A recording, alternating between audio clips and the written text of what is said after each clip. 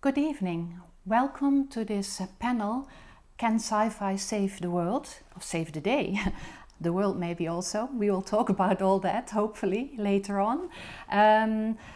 Welcome to the Imagine Film Festival 2020. Our panel should have been live, but we know that the theme of this year's festival, Nature Strikes Back, has really hit all of the world very hard, and so we are all in different places, but we still hope we are going to engage into a very interesting discussion on the topic of science fiction and the role of science fiction and speculative imagination to envision the future.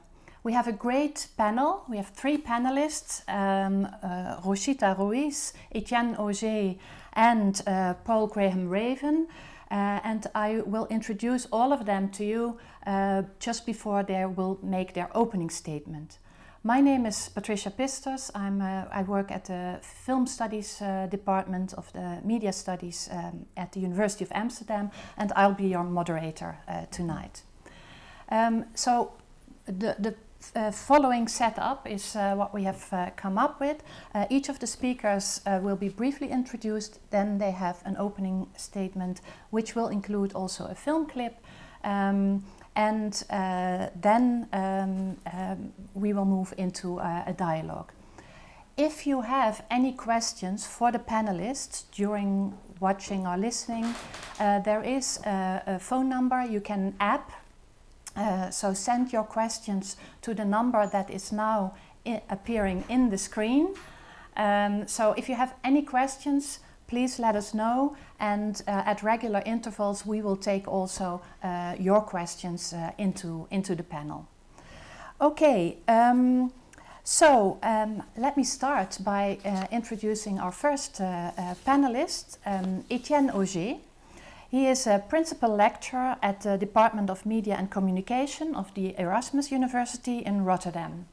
And before his academic life, he had a career in cultural diplomacy, among others working at the French embassy in Beirut. He specialized in international communication, film studies and science fiction.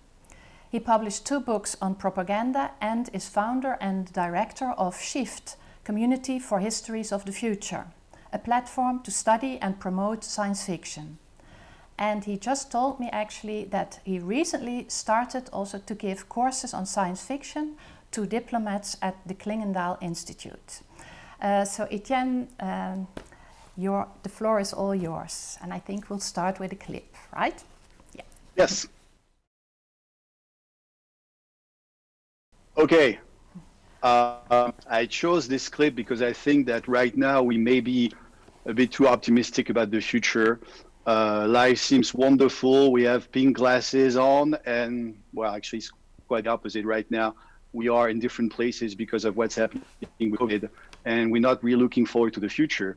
And fear, I would say, is the master word today. I mentioned before by Patricia that I specialize also in propaganda. I like to use my research and expertise in propaganda along with science fiction to try and understand what to do with both those tools. So I chose this Noah, as you know, it's borrowed from the Bible, saying that centuries ago, we don't exactly know when, but God, the God of the Christians and the Jews, decided to kill everyone on planet Earth because he didn't like his creation anymore. So I would say we are used to this idea that nature is against us, that it's plotting to destroy humanity. And we are used to the idea that maybe we have to do something, or we have to sort of not do anything because it's our destiny. We do speak, I mean, the theme of today is, can science fiction save the day or save the world? I will try to answer what I believe could be done with science fiction. But I would say right now, we also have to identify the fear that we discuss. And the second clip that I chose also is illustrating the fact that even at the beginning of the 20th century, I chose a Danish movie, not a very well-known movie, I think, The End of the World. It's 1916, and it's a movie showing that already in the beginning of the 20th century, we also believed that nature is going to kill us. It's not just biblical, it's also almost like a scientific fact that nature is going to kill us. Can we roll the clip, please?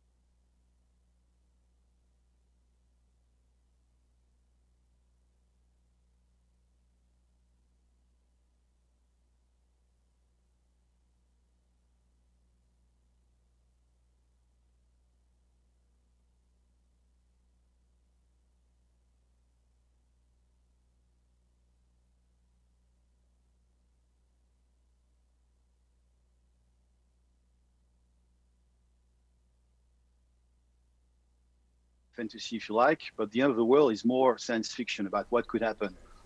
Sometimes I'm, of course, often ask what is my definition of science fiction. I think everybody's got different perception of science fiction, and I usually say, to make it simple, that science fiction is about inventing and preventing.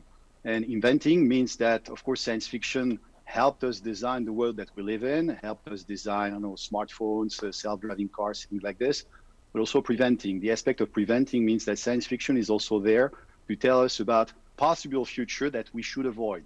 So inventing and preventing is usually how science fiction can help us design a better world. Now, can science fiction save the day? I would say, well, if we listen to science fiction, most probably we live in COVID times right now, we live in the virus era, and the number of books or movies which are dealing with an outbreak of a virus are numerous. I cannot even name them all. I would say probably for movies, 12 Monkeys, maybe 28 Days After. Many movies, many books warned us about a possible outbreak of a virus. So it seems that we're not listening to science fiction enough. But science fiction, although it's a wonderful tool that I use many times, it was said before that for the first time I use science fiction to help diplomats design better futures. I would say science fiction is not completely perfect. So to the question, can science fiction save the world? I would say yes, if science fiction also is becoming more diverse. One of the problems I always identify in science fiction today, in mainstream science fiction, to be honest, is that it was usually written by people like me. And I don't have a problem being a person like me, a white, heterosexual from the West. But if the whole majority of science fiction, of mainstream science fiction, is written by people like me, there's definitely an issue.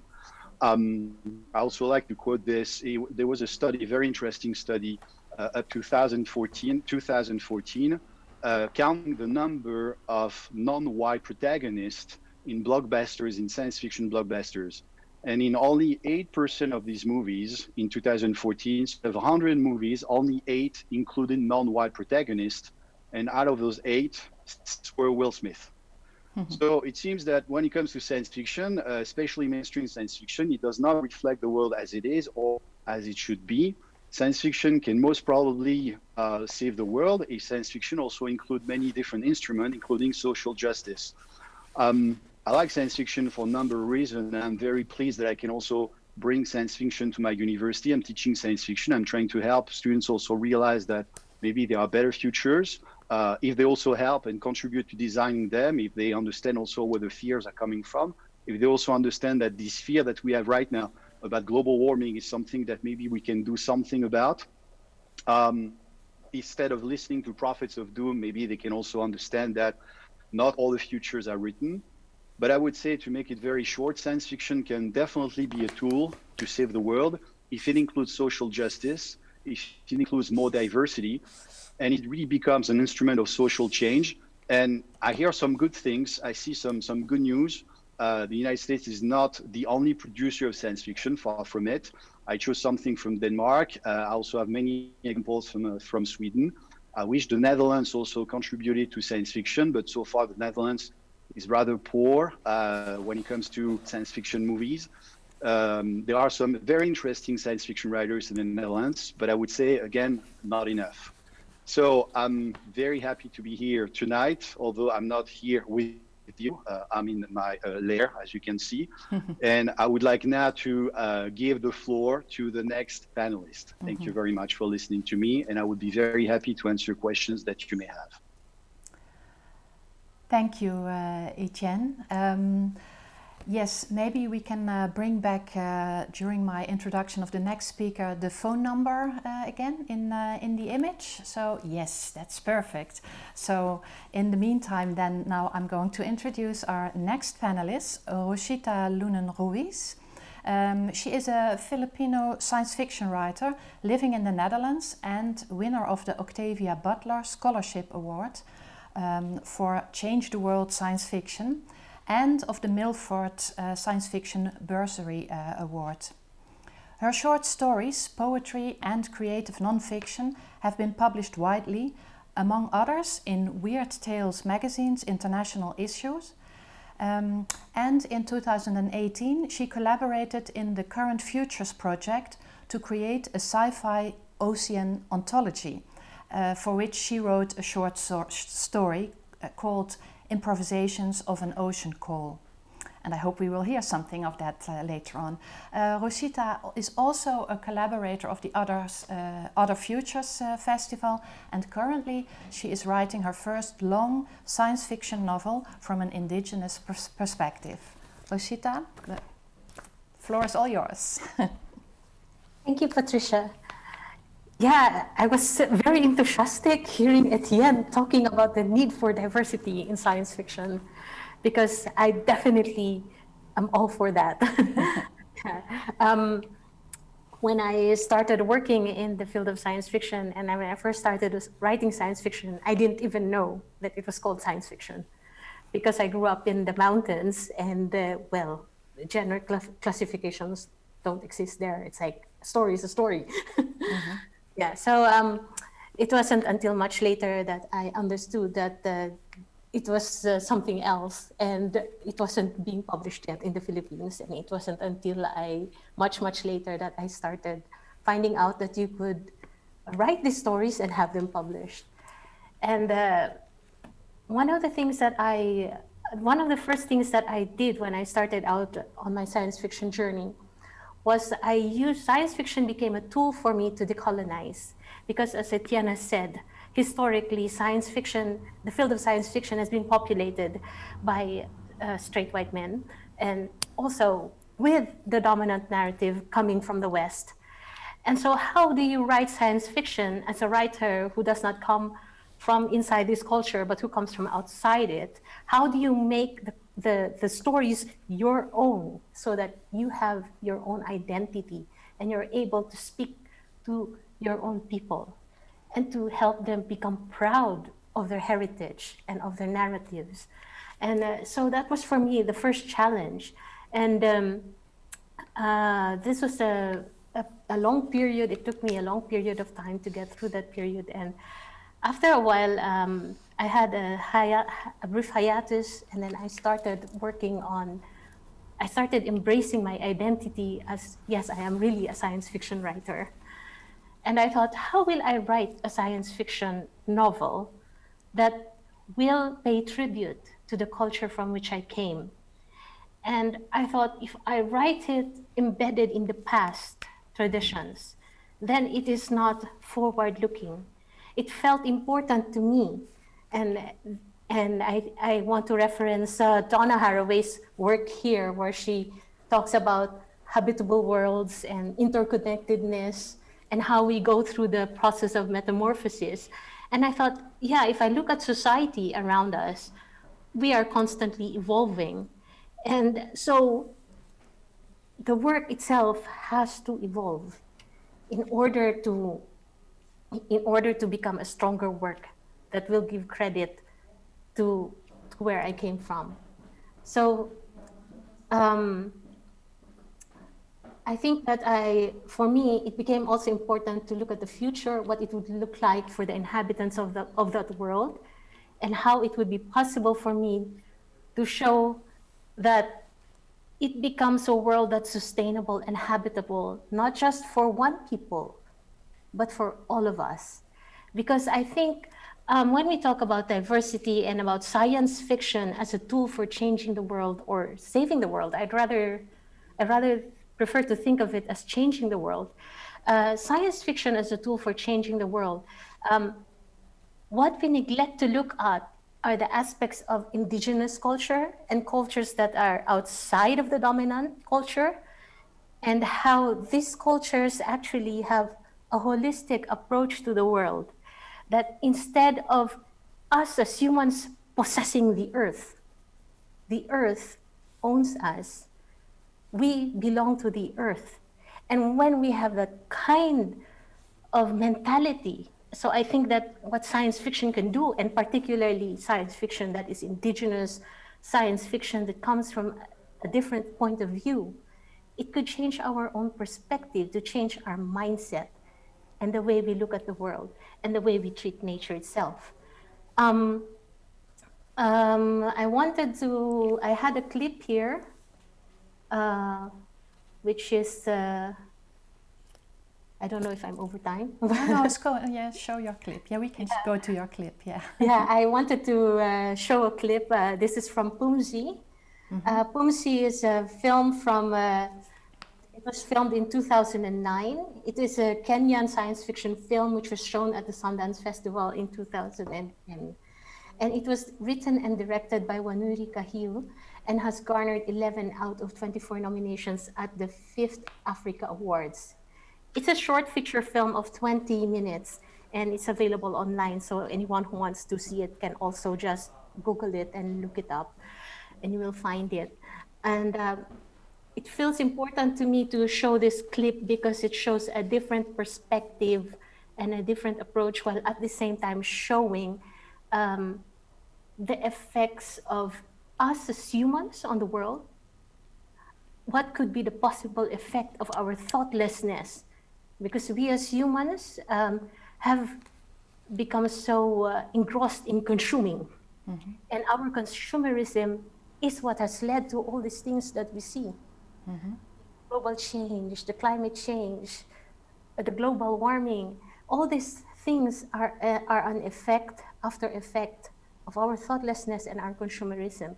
So whereas we see that in the film of Pumzi, we also see that there is a grain of hope. And so I wanted to share this film with you. Okay, let's look at the trailer of this film.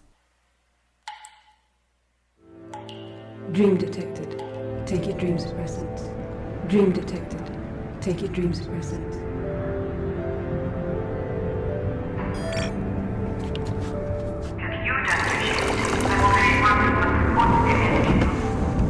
Kinetic energy, 0% pollution, 100% self-sustainable. I found the perfect soil sample and planted the mighty seed. It's growing. Soil sample. The one you sent. The box with no delivery note. I didn't send anything. Reported to security and move on. This could mean there's life on the outside. You are not qualified to determine that. Forward your work to the science lab. I'd like to apply for an exit visa to go outside. If I could find the original soil, I could... The outside is dead. But the soil is alive.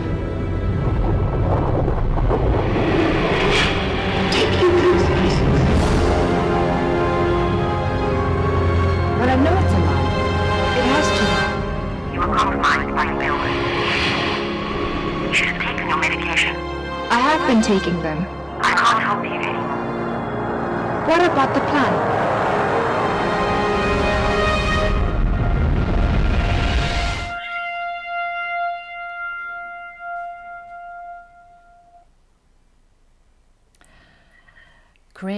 Great trailer. I hope we can return to this clip and to this film and also to other films of this kind.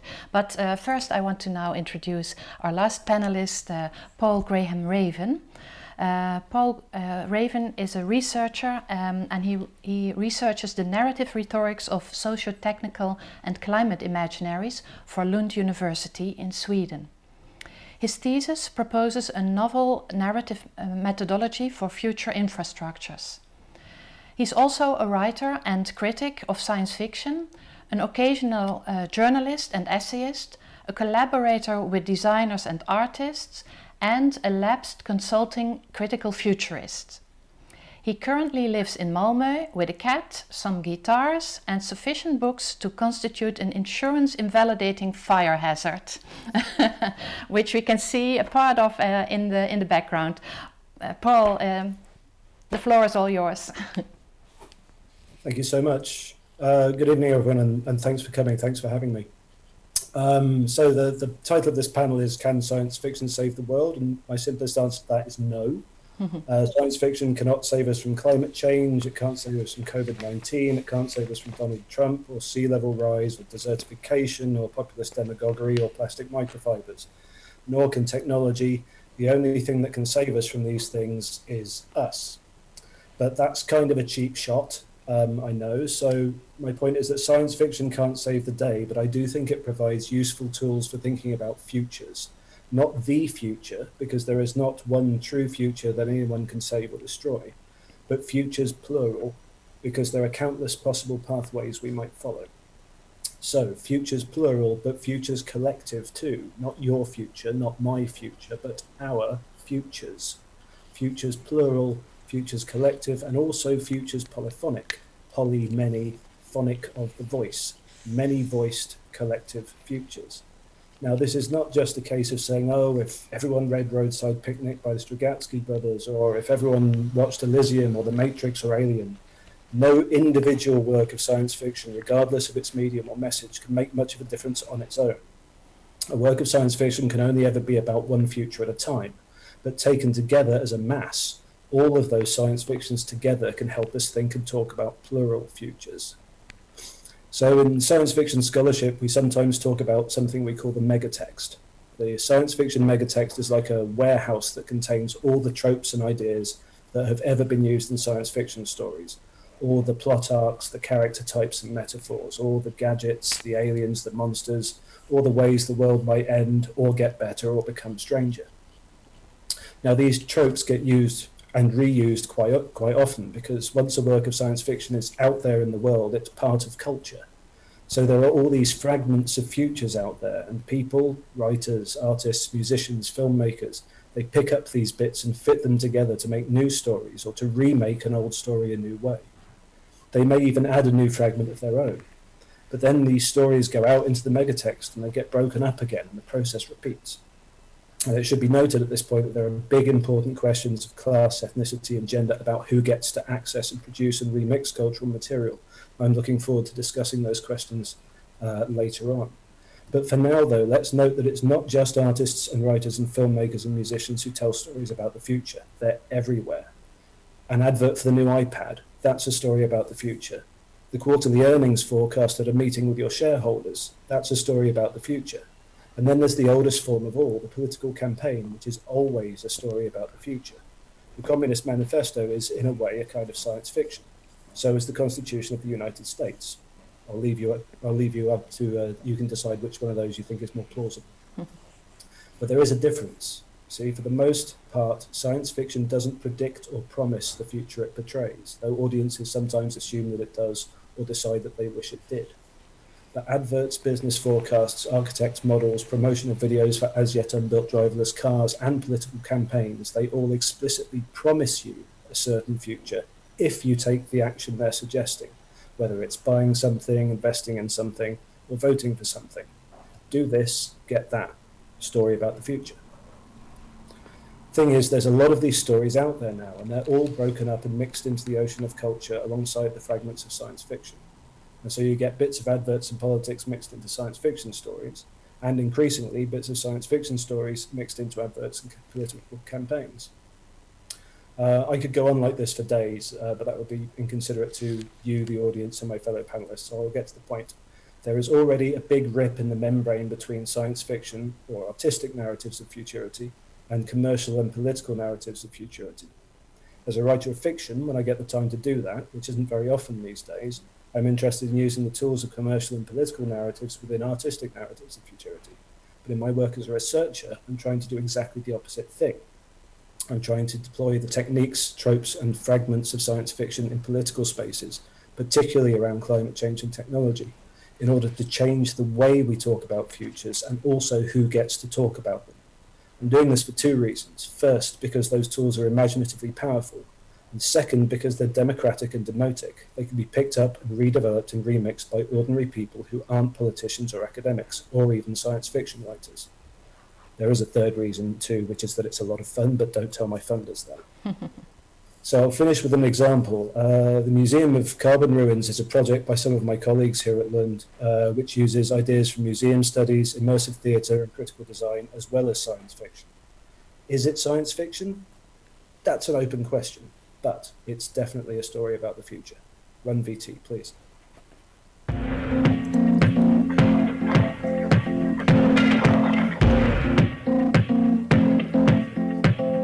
Welcome to our brand new museum, Fossil, and our first exhibition, Carbon Ruins.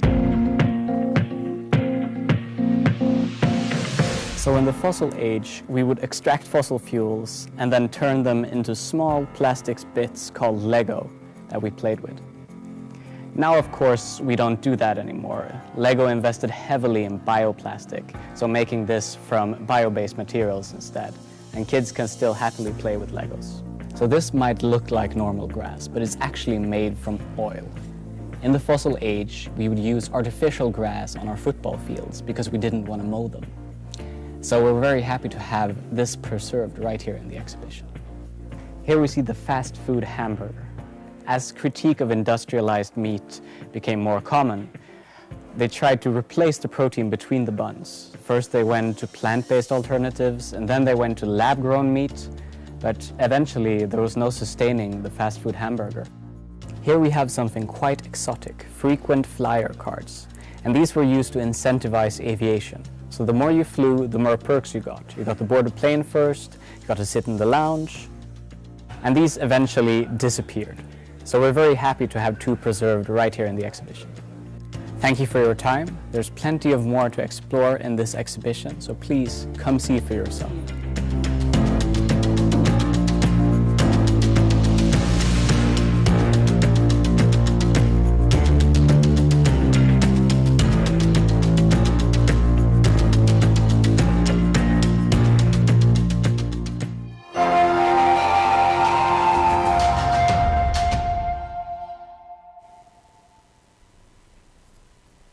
Great. Thank you all three for your thought-provoking presentations and for the clips that you have shown. I may perhaps ask if we can have the phone number one more time in our image, just to see if we get any questions. We have already received a question which I will pose in a minute, but I would actually like to start with a very topical question, of course, about the situation that we are in today in our world in corona crisis. So Eugène, you mentioned that there have been countless films and science fiction stories that have predicted us, and we never learned anything actually from it. And but the fear has always been there, also for pandemics.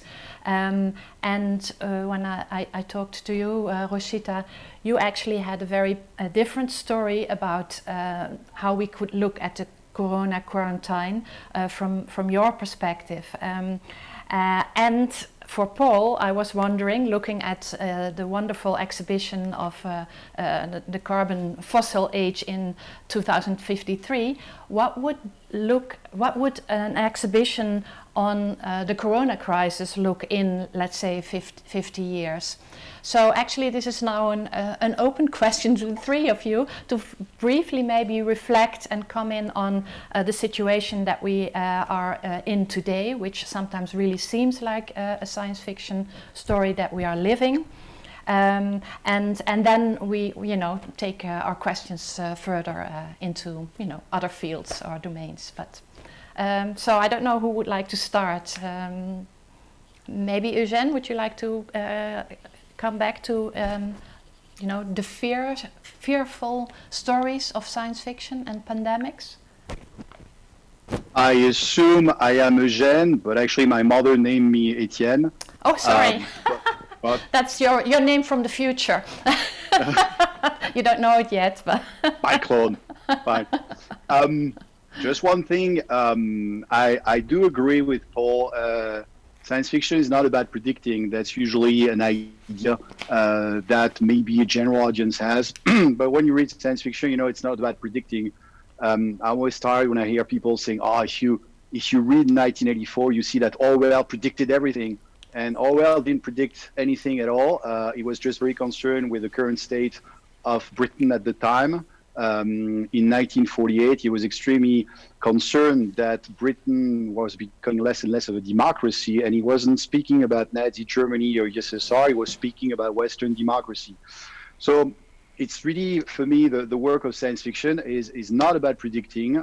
Sometimes some stories about the future happen to be kind of true. We have this, I would say, issue or phenomenon with especially H.G. Wells. One of his books, Things to Come, is actually stunningly similar to what happened in the future. But really the purpose of science fiction as a metaphor of the present, inspired by the present, inspired by your own culture, is not about predicting. It's about, well, the way I see it is mostly inventing, which is something very well known, and also preventing.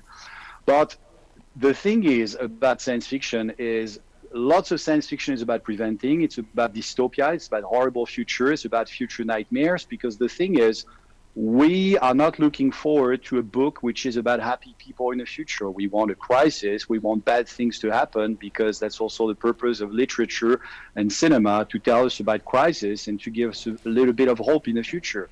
So the inventing part of science fiction is unfortunately not as powerful as preventing.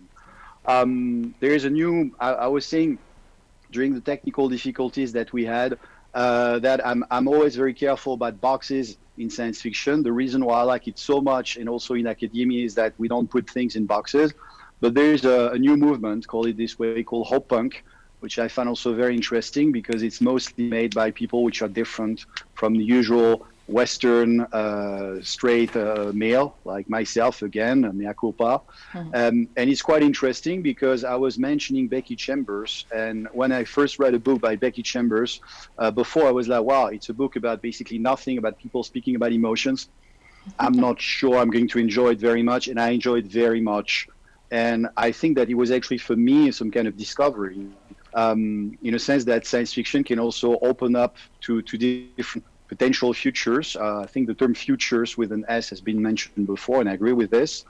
But for me, science fiction could also be there to help us find a future where all of us can also find a place. And in the end, that we do not coexist in futures, but that maybe we have a future as a planet, as humanity, with, it was mentioned before by Rashida, that we are one with the planet. Maybe also we can find a common future, and maybe it's becoming urgent, because maybe we're not going to speak about future at all.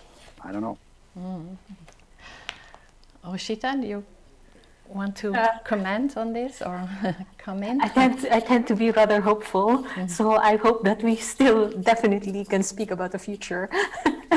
But yeah, I don't think that indeed that science fiction is a cure-all, or that it can save us. But I do believe that it is a way of exploring possibilities.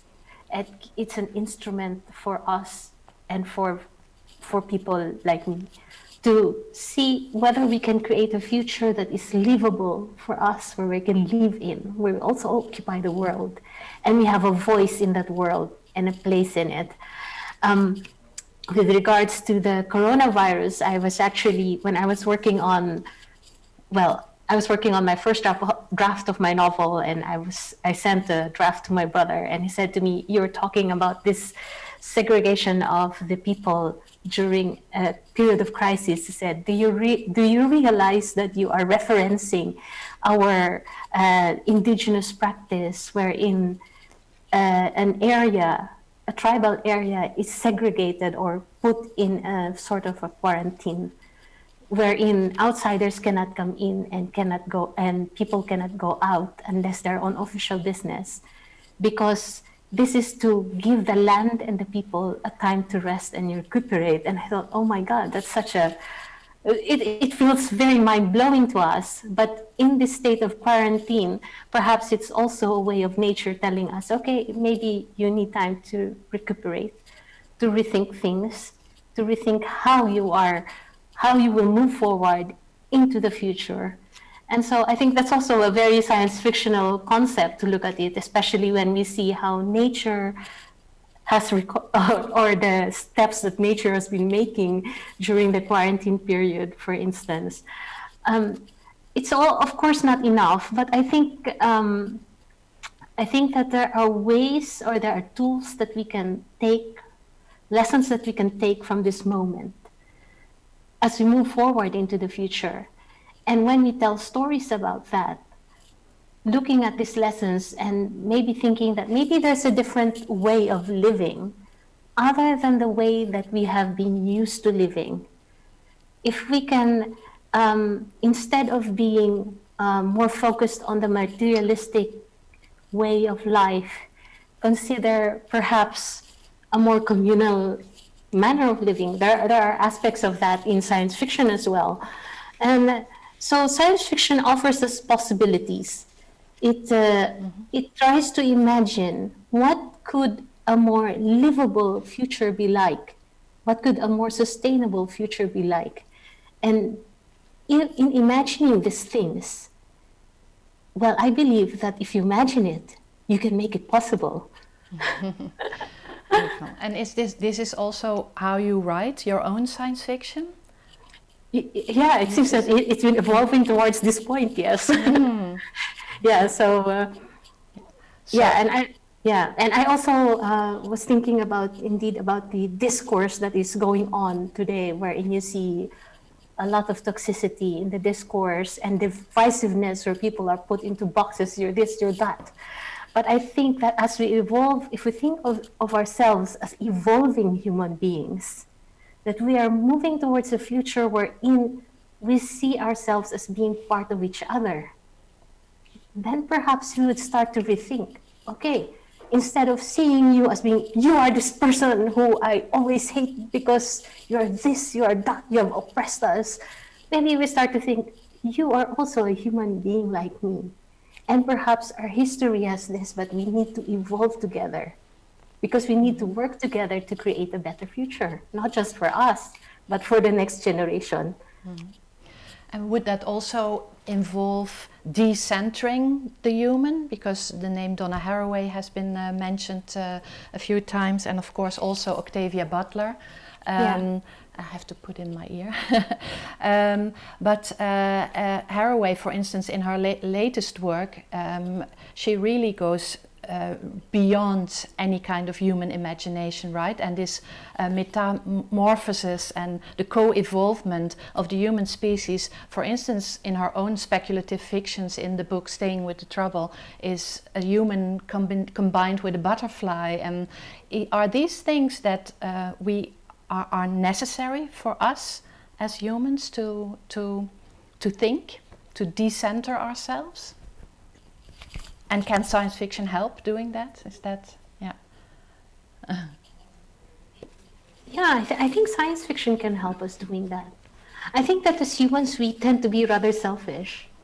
We think that we are the center of the universe. Of course, we all have that tendency. But I think that Hij viel er af en toe uit. decentering the human and looking at our other living creatures as also having a life of their own. And it makes us look at them and look at each other with more compassion. I think that, for instance, there was somebody who said to me, if you observe how a person treats an animal, if a person is cruel to an animal because they think that the animal is an unthinking being, that tells you a lot about the person. So if we're able to consider the weaker being as on equal footing with us, then that changed the entire dynamic of the world, right? I think, that's how it goes in my mind anyway. Great. We can come back to that. I would just want to ask Paul to maybe briefly come back to this question of the Museum of the Future. If it will be talking about the corona crisis, or how do you think what would be on offer?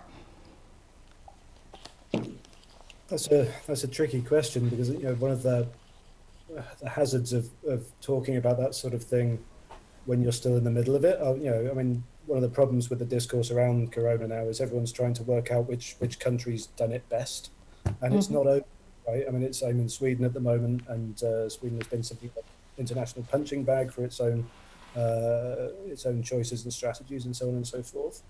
But as Anders Tegnell, the state epidemiologist, has said, don't judge me now, judge me in a year, judge me in 2 years, right? It's too soon to know.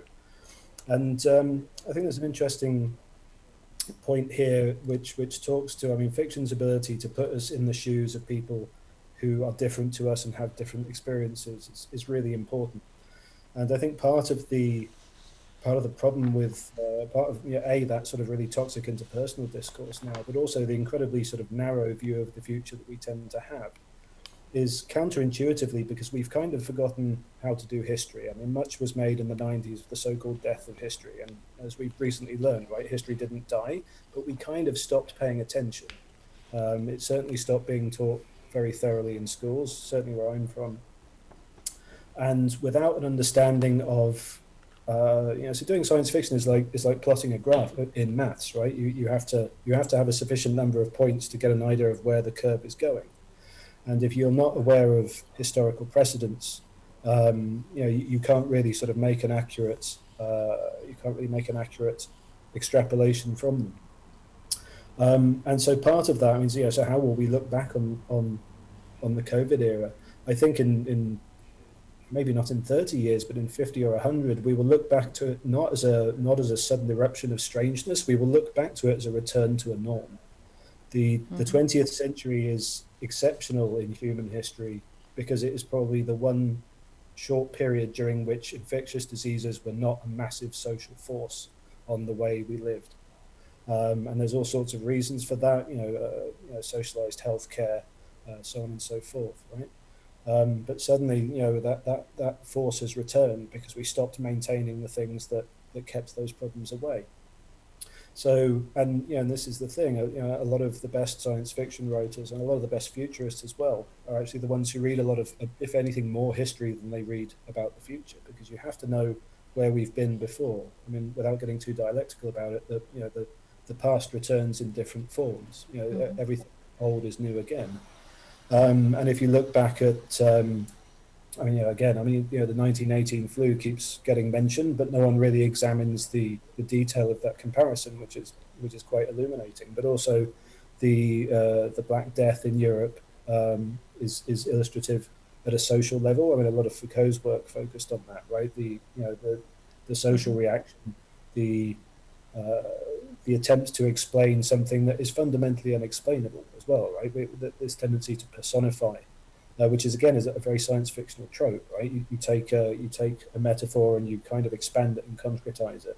So we have to think of COVID as an enemy, but it's not an enemy. It's just another virus, and there are millions of viruses like it that do different things. Some do nothing at all, and this one happens to be really dangerous.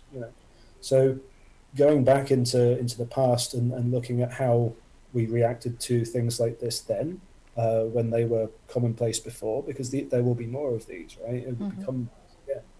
That's that template, because as much as we change our world and we change the context and we change the words we use, actually human beings don't change very much at all.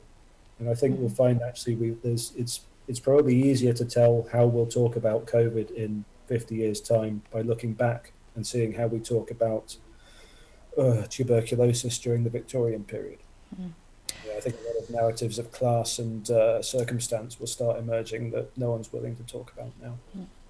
This brings me actually to a good moment to bring in one of the audience questions, because you refer to the death of history, and of course there is still history teaching at schools. So one of the audience members, Jeroen Geelhoed, actually asks to you, the panel, should science fiction be taught at schools?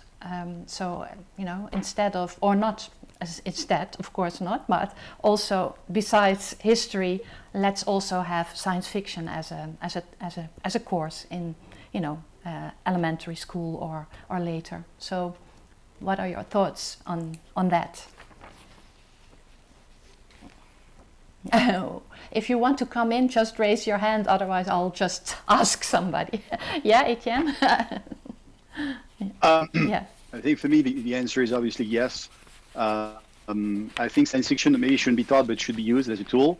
I always found it very interesting that when you say science fiction, people do not take it seriously. And everything I do at university or with all the organizations I work with is to actually show that it's taken very seriously by intelligence agencies, by armies, by countries. Countries like Saudi Arabia and China do consider science fiction to be a very important tool to actually prepare the future. And I think, as a historian, although I'm not teaching in a history department, I still consider myself a historian with a doctorate in history. I think science fiction is also the history of the futures. It's very interesting. That's something I used in the very beginning of my research on science fiction. I actually was working on ancient stories and how science fiction can be used in order to understand the present. Science fiction can also be perceived as a metaphor of the present, and it's reflecting the fears. For instance, we started speaking about fears, and most probably we're going to get back to it. But Blade Runner, for instance, in 1982 is reflecting the major fear that we had in the West. Blade Runner is directed by Ridley Scott. It was sort of written and approved by Philip K. Dick, both from the Western world, and it was about nuclear war, and it was about something that that old to remember the Cold War. And I do remember that actually, yeah, it was a big threat for us, and we were not talking about global warming as a big threat. Actually, at the time, we were talking about pollution and also acid rains, and later on. Mm-hmm. But for us, the biggest threat was definitely a nuclear war between the two giants at the time, in the United States and USSR. So it should be, I think, used maybe not like science fiction be taught in high school per se, but absolutely used as a tool to also be mixed with the history courses, with anything that we are teaching. I think, for instance, many science fiction writers were also scholars. Asimov is a great example. He was somebody that wrote 500 books, and he's also using many different tools, linguistic, mathematics, other things. You can learn a lot from science fiction. I sound very enthusiastic. Before that, science fiction, of course, has some limitations. But I would say pretty much everything I learned in science fiction. So for me, the answer is definitely yes, and a very obvious yes. Remembering that, of course, you have to contextualize.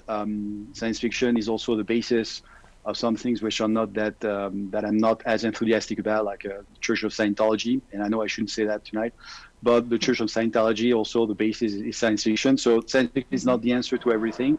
But again, as a wonderful tool, as a literature of ideas, as some of the finest movies in the history of mankind, for me, yeah, definitely science fiction should be taken more seriously, keeping in mind that it's also a lot of fun. Yeah, and that is not at all bad, right? Can be fun as well. Yeah, but yeah. I think your suggestion to mix it with history is one that we can actually really take with us already as an important point from this panel. Science fiction at schools, teaching science fiction with history combined. Roshita, you wanted to? Yeah. Yeah, I also think that if we start, let's say, I'm quite curious because how it would influence children at an elementary school level going up as they progress, if they are offered the chance to envision the future for themselves. I think that we might be surprised by what comes from the young people, because they are the hope of tomorrow, and because they are the ones who will be living the futures that they imagine. So if we could possibly give them any tool that we could give them to offer them sparks of hope, as in that film Pumsi, where they were talking about take your dreams to presence. But you can see the power of a dream. If you give young people the power to dream, then you are giving them a future. And I think that would be a very powerful tool indeed. Great. Yes. Well, another thing that maybe is also very particular for science fiction and for a sort of general idea about science fiction is that it is very often about the far future. But I think there are also increasingly a lot of science fiction stories, and I'm actually in particular now thinking of the BBC series Years and Years that has just, it's still available, I think, where we actually don't move 50 or 100 or 500 years into the future, but only 5 or 15. Is that important? Is that another kind of science fiction? What kind of work is that? Because it's so close by, and almost everything is recognizable, still recognizable. Anyone wants to comment on that time distance or proximity of science fiction? Yes, Paul. It's, yeah, there's and I know Etienne has already sort of said that resistance to putting things in boxes is understandable, and that there are risks to that. But I mean, again, we're academics sometimes, and we have to categorize, right? It's one of the things we do, and that distinction is, I mean, so the old it's still a current term in science fiction criticism, but the sort of far future stuff like The Expanse, for example. We call that space opera, and that was originally quite a derisive term. It was a pun on horse opera, which was the derisive term for westerns, which were still very popular cinema at the time that space opera emerged. And the idea with and it's not to dismiss it; it's a perfectly valid genre, but it does a different thing, because the further forwards you go, the more you free yourself from the need to make a plausible jump. So if you go forwards, 1,000 years, space empires, so on and so forth, you don't, it's very hard for someone to sort of say, oh, hang on, well, what happened with COVID, right? It's it's detail, it's massively in the past. Everyone's forgotten it. Mm-hmm. But there's a very different sort of imaginative labor required with that close range stuff, which is, I have friends who write in that space, and it's really hard work, because you are kind of presented with very immediate problems, and there are you get the thing. William Gibson has talked about this a lot, quite publicly, with his most recent novel, and he got halfway through it, and then Donald Trump was elected, and it just half the plot was just ruined. It's just like, hang on, the world I've written no longer makes sense. So the stakes are higher. I mean, space opera is great entertainment, but it can't really do that extrapolative work. What space opera can do is you can use that sort of big stage to kind of to almost kind of build things up from nothing. You can it's almost a blank slate. You can sort of say, okay, well, it's 1,000 years in the future. We can kind of presume that pretty much anything has happened, and then it becomes more of a pure thought experiment. You can say, what if we have colonized other solar systems? What if aliens turn up? You've got that kind of blank slate to work from there. You haven't got people saying, oh, what about COVID? What about Donald Trump? What about this and that? Mm-hmm. But I think there is a qualitative difference between what those forms do, and that's not to say one is better than the other. It does seem that particular people are drawn to writing and reading or watching one or the other. It's and this is not meant as a dismissive term, but I think space opera is inherently more escapist, which is fine. That's fine. We all need to escape. I read space opera too. Don't tell anyone, but I do. But I'd like to return to a word that Rashita has used repeatedly, and I'm really glad to hear her use, which is hope. So I write a lot in my own work about the difference between hope and optimism. And a lot of those political and commercial futures I talk about are inherently optimistic, because that's the nature of the promise they make to you. Is all you have to do is buy this thing or vote us in again, and everything will be fine. It'll all be fixed. You just do this one thing. You flick this one switch, and everything's better. Optimism is passive, right? Optimism promises that it'll all be okay. You just have to do a little thing, and it'll all be sorted out. Hope is different, because hope comes from an understanding that things can be better, but that making them better is going to be hard work. And this, I think, ties back to Donna Haraway as well, who's a huge influence, I know, on a lot of science fiction writers and on my work as well. She drew greatly on the work of the late Ursula Le Guin, who wrote a number of important essays about science fiction as well as her fictions. And she makes the point there about the risk of sort of blind, techno-utopianism, right? What commentators now often refer to as solutionism, the whole Silicon Valley thing, where it's like, it's okay, we've got an app for that. And again, we've seen that with COVID, right? So it's fine, we'll get a track and trace app, everything will be sorted. Doesn't look like it's worked so far, because the thing is, those narratives tend to, technological solutions tend to overlook the social dynamic of problems like this. It's not just that we don't know where people are sick or whatever. It's not just that we don't have a gadget that solves these things. COVID expresses itself in a social situation, and the contours of its effects are shaped by that. And I think it's really important that we don't shy away from the the massive difficulties facing us. COVID is the most immediate, but climate change is a huge deal. And it's a relief that it's slowly starting to be understood as that. But, when people tell me they're optimistic about our ability to deal with climate change, I start to worry because what people tend to mean when they say they're optimistic about it is that, they think they won't have to do much different to what they do already.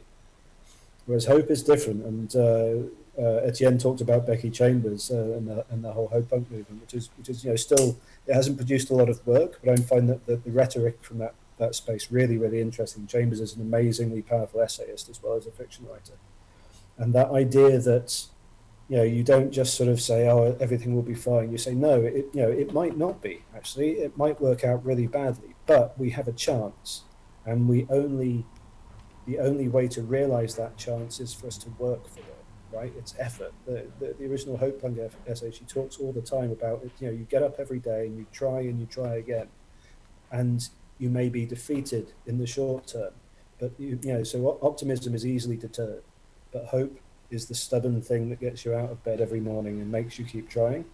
And that's really, really important. And I'm super glad to hear that we've all been talking about that, because I think that's a really important element of science fiction and culture more generally. And I think that's when I was talking about countering those sort of bland, what Cheryl Vint calls promissory futures. Hopeful narratives are the only counter to that. You have to be honest with people. You have to say, no, it's not going to be easy. We might not fix everything, but if we try, we can fix a lot. Yeah, maybe Rosita, we can briefly also come back to the clip that you showed and the film Pumsy, because you said, yeah, there is hope in the film, but there is also sacrifice, right? Could you comment a little bit more on that film and on the question of hope and optimism? I think indeed what Paul says about hope is very true. A lot of us want to think about changing the future or making the world better. There's a lot of rhetoric that's going on around it that makes me wonder how many of us are willing to put in the work or to do the sacrifice. And I think that in the film Pumsy, you can see that very clearly, because Pumsy is willing to sacrifice, our main character is willing to sacrifice herself because she sees the hope for a rejuvenated and renewed world. And I think that this is something that in our time, where everything is easy, where we are so used to convenience, and where we don't like to inconvenience ourselves, the story of hope requiring us to sacrifice or to give up something precious so that the coming generations will have a future. It's something that we have to push ourselves towards. And I think that once that message comes through, then, But that also has something religious about it, right? And that maybe again relates to the Bible and the sacrifice in religions. So how to deal with that? It's also embedded in indigenous practice, because at least from what I know, where I grew up, the measure of true power and true wealth is not in how much you own or how big a house you possess, but it is in your capability to supply for the village. Mm-hmm. So it is in your ability to care for those who are less than you are. And I think that is something that that we have forgotten. Mm-hmm. The caring for those who are less powerful, who have a lesser voice. That's something that needs to be brought out again in order to bring hope back to the world. This again reminds me of something that Haraway says when she talks not about we are responsible, but we have to act according to our responsibility. So she somehow tries to, invent also a new kind of meaning to that word of being able to respond or taking care of what you can do within your own capabilities. Is that something that is also important in your own work, or maybe in your work when you work with diplomats, Etienne? Is that because of course if we shift to the political level, politicians have a lot of old-fashioned responsibilities actually.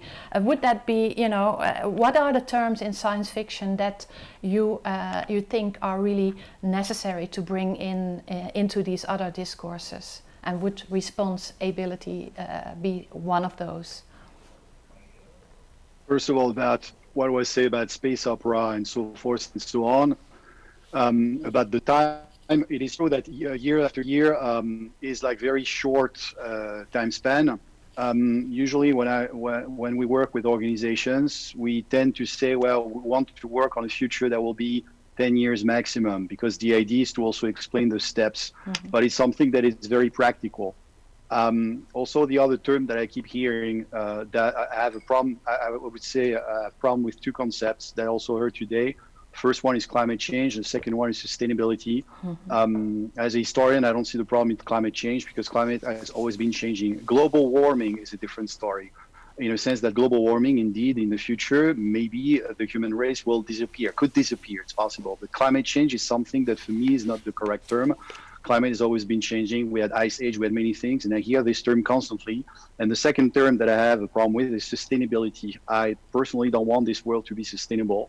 The idea is to also be a bit courageous. Everything that we speak tonight about is about changing mentalities, that we also need social justice, we need many things. And I'm not sure that through so-called sustainability we can achieve this, because sustainability in the end means, well, we're not going to change too much, we're going to make a few adjustments, take shorter showers, also very much like the concept from Lund, because the shame of flying that they also illustrate in the museum is something that I find also very important. I see a lot of my fellow academics who complain about global warming, but they have to fly to a very important conference every month. And it's the same also for people that I work with, like Greenpeace, UNDP. They also all have the diamond or platinum level when it comes to flying.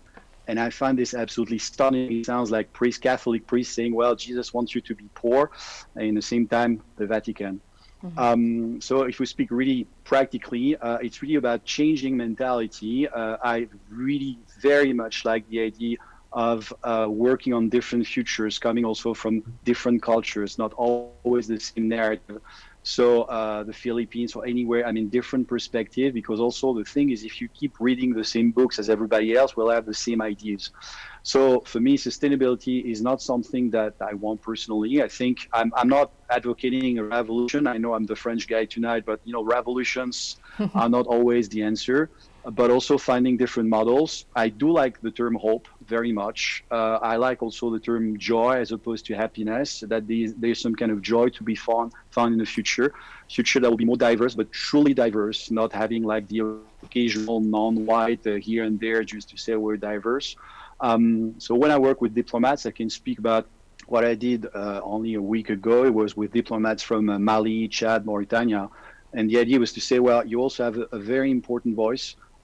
You come to Cleandale. Well, I didn't come to Cleandale because we were all using Zoom like we do tonight. I apologize, my virtual screen is getting crazy.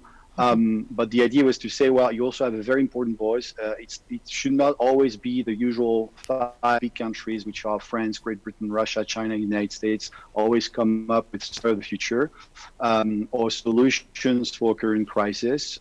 I'm very happy that also the example of Sweden was mentioned. It's true, it's a punching bag now because they do things differently.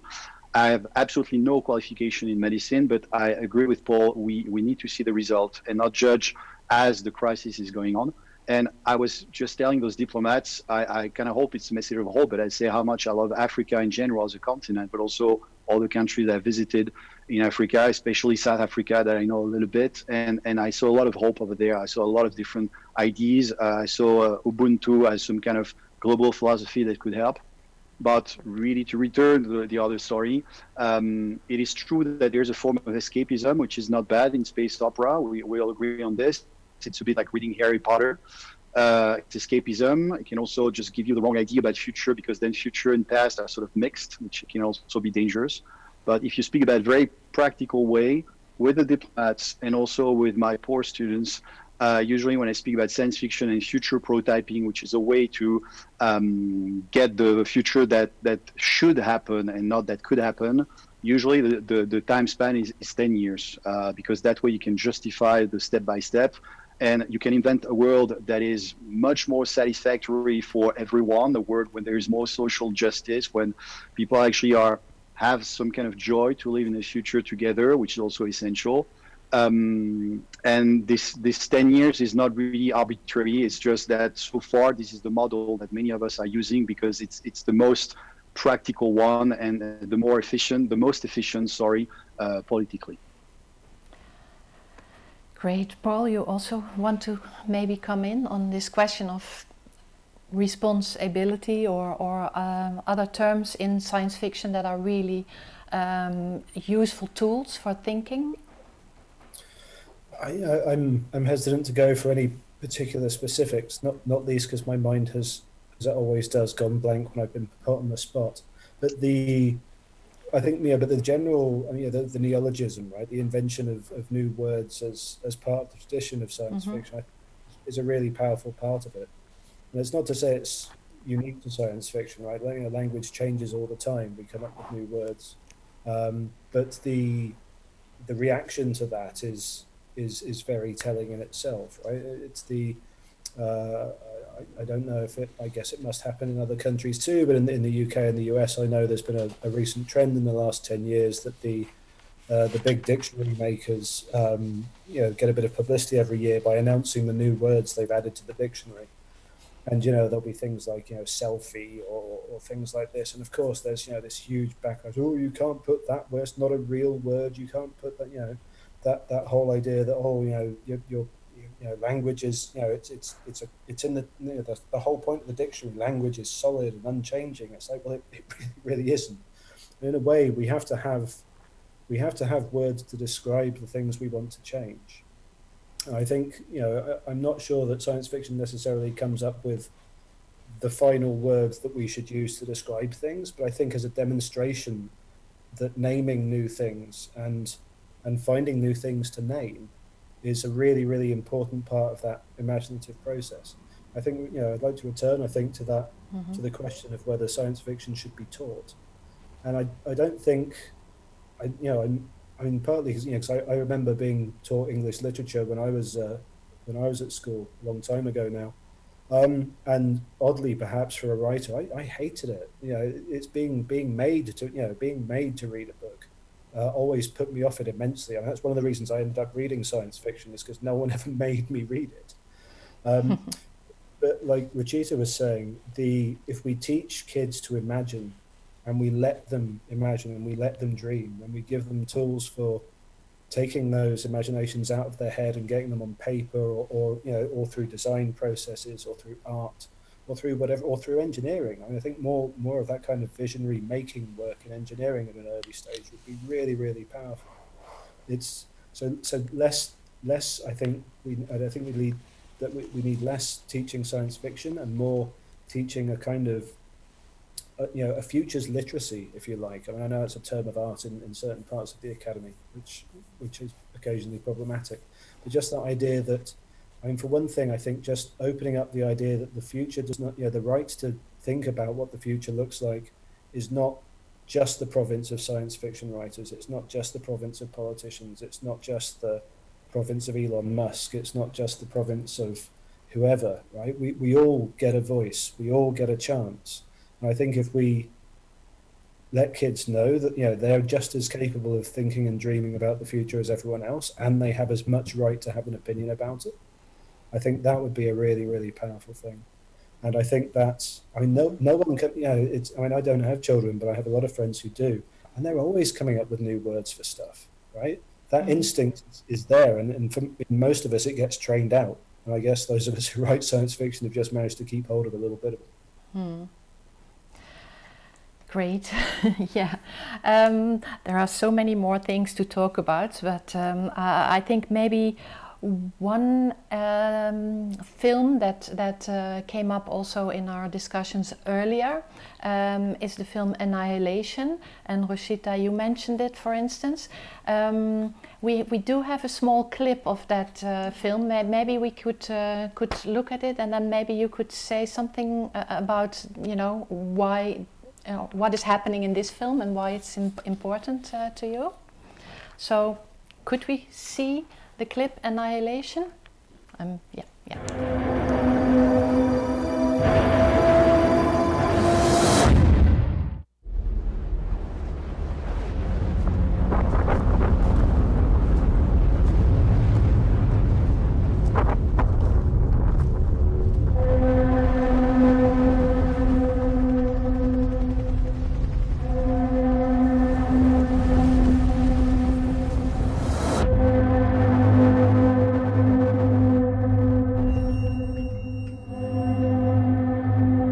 Can you describe its form? No. Was it carbon-based? I don't know. Did it communicate with you? It reacted to me. You really have no idea what it was.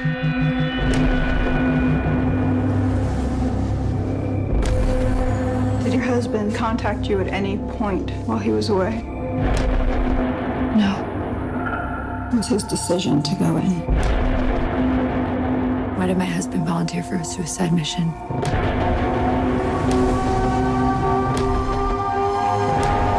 You have to tell me where he was, what he was doing.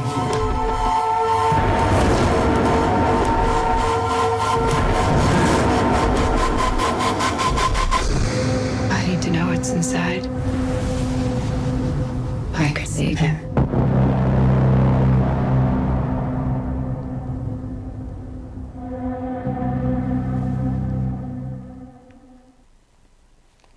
Okay. Yeah, Roshita, you mentioned this film earlier. Can you comment on it? What is important for you in this film? I think it's stunning, but yeah.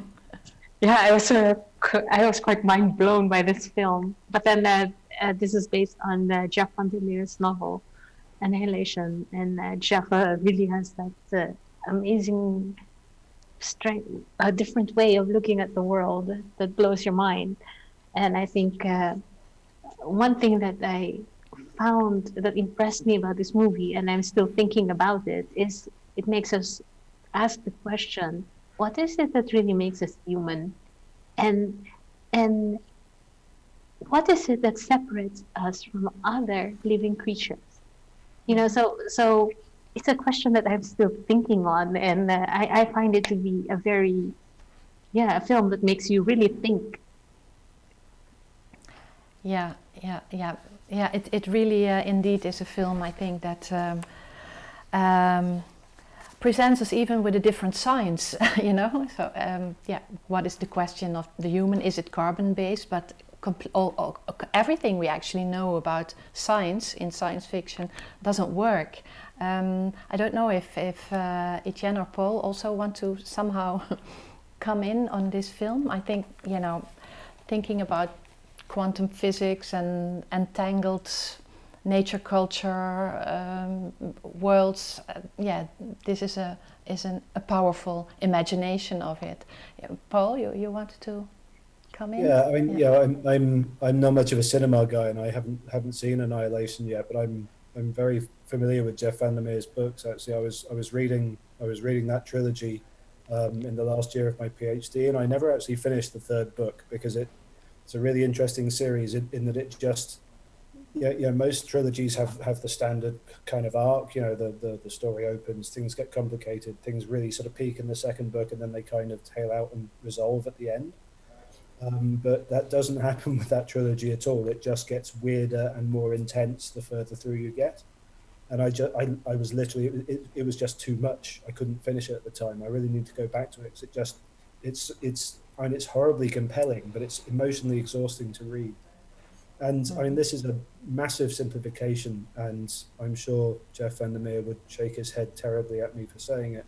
But I think one of the ways you can look at that series, and I think the movie as well, part of the point that's being made is it's not so, it would be trite to say, oh, humans are the aliens, but it's an alienation of humanity, right? It's a perspective that, as you say, kind of, it decenters us. It says, hang on, we're not actually the yardstick by which the world should be measured.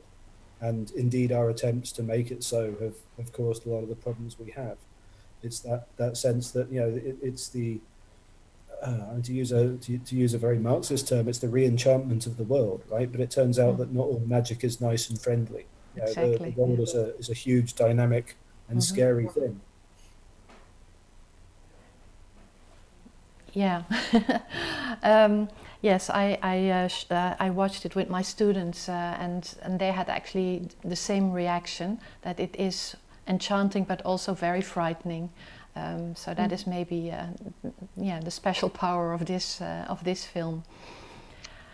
Yeah, but I think that the movies that stay with us, or the stories that stay with us, have that element of being enchanting and yet also frightening. Because I think you see it also. I don't know if any of you have watched Sea Fever, which is being shown during the festival. Yeah. It has almost the same element of, it's enchanting, it's beautiful, it's mesmerizing, but it's also incredibly scary. And then it makes you also look at it and think, yeah, right, humans are not really the center of the universe, even though we want to think we are. Exactly, yeah.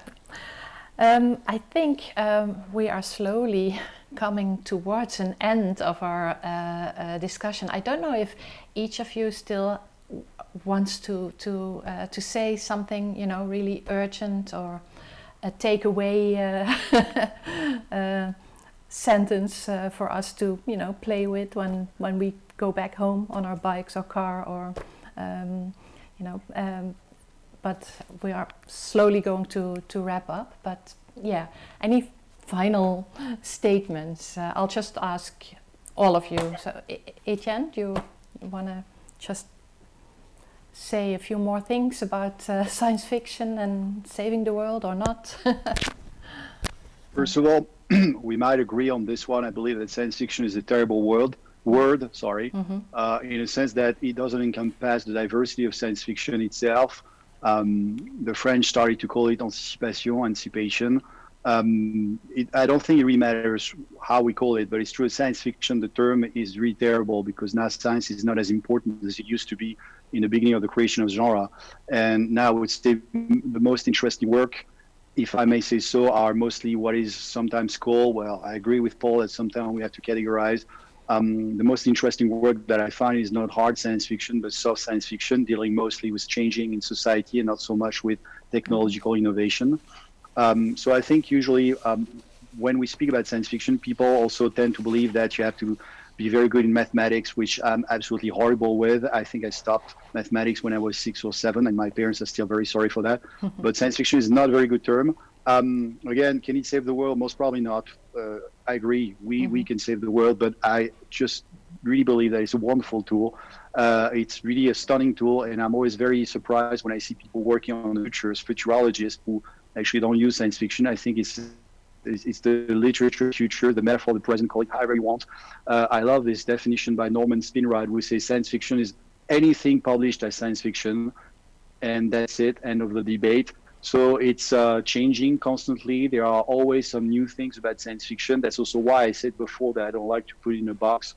Science fiction may not save the world, but it might be one of the most wonderful tools we have to prepare more desirable futures. And I would say today, to use that term that I was very fortunately used a lot tonight, I think we need a lot of hope. And hope can also be found in science fiction, and it's many different forms, whether it's books or movies. I don't have a lot to say about Annihilation. Of course, I watched it. There are so many things that I can recommend to also bring hope. If right now you're watching this from home and you wish that you were in your room with a lot of people, but you can't because of COVID, maybe, science fiction is probably the kind of thing that you want to take with you. Watch science fiction, read a good science fiction book, and I'm always available to provide tailored recommendations to everyone. And my final word. Great. And yeah, any recommendation from the festival program, maybe? Sorry, I didn't hear you. Any recommendation from the festival program, maybe? Rosita already mentioned Sea Fever, but there might be others. Waterworld, of course, because Waterworld is a terrible movie. It's still really bad. I actually, coincidentally, I didn't know it was part of the festival, but I tried to rewatch it a few months ago, and it's still just as bad as Kevin Costner's hair. But the thing is, the great thing what I like about cinema in general, because I also teach cinema, is that you can also learn a lot from bad movies. But yeah, Waterworld, if you haven't seen it, I think it's 1995. It's quite terrible, but it says a lot. I think it's good to start with Noah and then watch Waterworld. I think they sort of answer each other quite well. So it's not the final movie in the history of science fiction, but it's always worth a watch, for sure. Yes, absolutely. So Waterworld will be screened in the festival, I think even live, because it's the 25th anniversary of the film. So that's a great recommendation. Yeah, Rosita, do you have some final words, closing statements? Actually, looking for that other film that was, I quite forgot the title because I keep thinking of World War Z. Oh, yeah. But it's that film that has to do with the undead who have been vaccinated, and The Returned, is that? Yes, The Return. Yes, yeah. A horrible title sometimes. Yeah, I think that would be definitely worth a watch, considering we're in COVID. Yes, yeah. Yeah. Great. And any other final words for goodbye? Takeaway message? Paul, go ahead. No, sorry, carry on.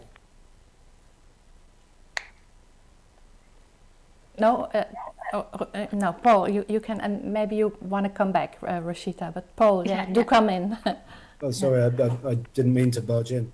I can't recommend any cinema because A, I'm honestly not sure what's on at the festival, and B, I don't really watch a lot of cinema. But in terms of books I've read recently that do that interesting line between being honest about the difficulties we face and having some hope for change. There's a writer called Christopher Brown in the US. He's a former lawyer, and he's got a new book out now, which I can't remember the title of, but the one I just read recently is called Rule of Capture.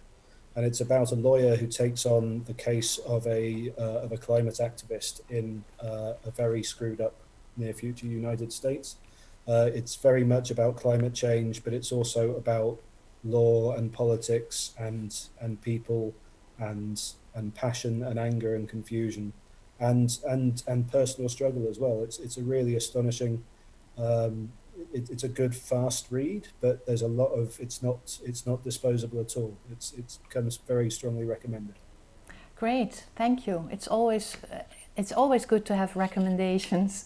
I think another last film a classic one that is also part of the festival is Peter Weir's The Last Wave, which I think is also quite interesting to see again. Of course, all films that are programmed are worthwhile watching. But also thank you very much for recommending the book titles, because most science fiction is based on books, and writing is very often the starting point of the imagination. So I really want to thank all of you. You all have websites so people can find you when they want indeed more suggestions or join initiatives, the Shift talks that are also online. The Other Futures Festival, when is that taking place, Rosita? Well, it's been taken online, so we're having an online version. And next year, the planning is to have the physical convention next year. Great. Yeah. So we are coming out also with an anthology. It's a bilingual anthology of stories coming from writers who took the workshop Envisioning Other Futures. Yeah, Great. so I'm really excited because we have some really good Dutch science fiction writers writing in Dutch. Oh, fantastic, fantastic, yeah. Okay, so thank you all for your contributions. Thank you, the audience at home that we don't see, which is already alienating in itself, talking to you on the screens. But I'm very happy that we met virtually. I hope we'll meet again, and hopefully soon also in more live, COVID-proof environments. Thank you so much. Okay. Thank you. Bye-bye. Thanks. Bye. Bye.